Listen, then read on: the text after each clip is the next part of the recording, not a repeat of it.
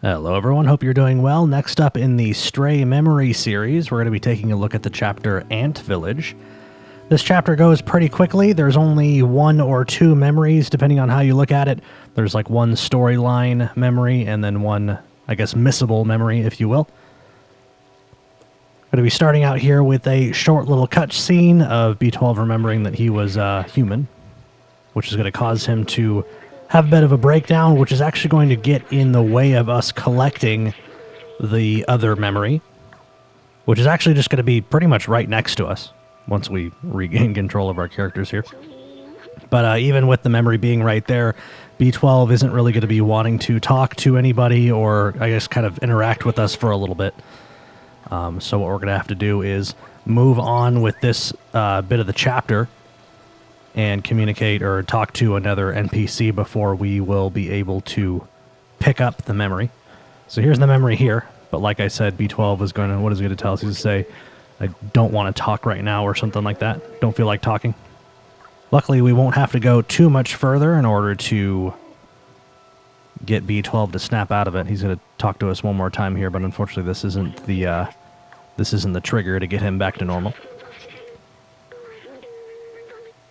As you're climbing this area, make sure you're looking for those AC units. Don't fall into the trap of thinking that the ladders are always the way to get up, because you can climb some ladders and some you can't.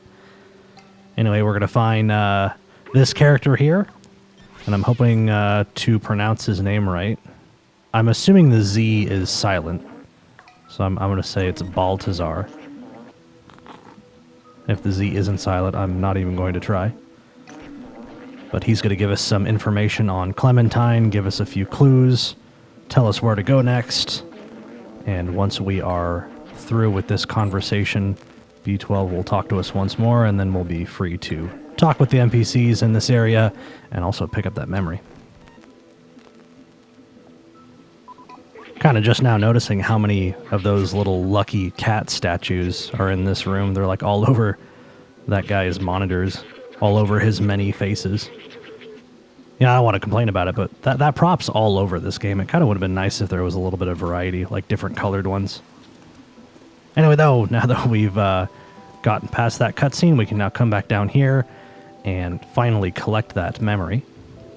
And that's actually going to do it for this stage, believe it or not, as far as memories go.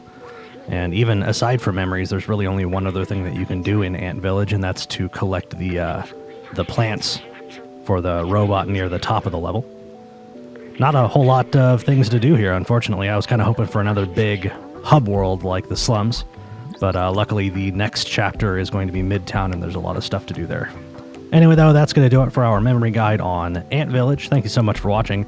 Coming up next is going to be Midtown, which is a much larger area with a lot more going on, both in the way of memories and story. So that's going to be a big one. I hope you stay tuned for it, and I will see you in the next video.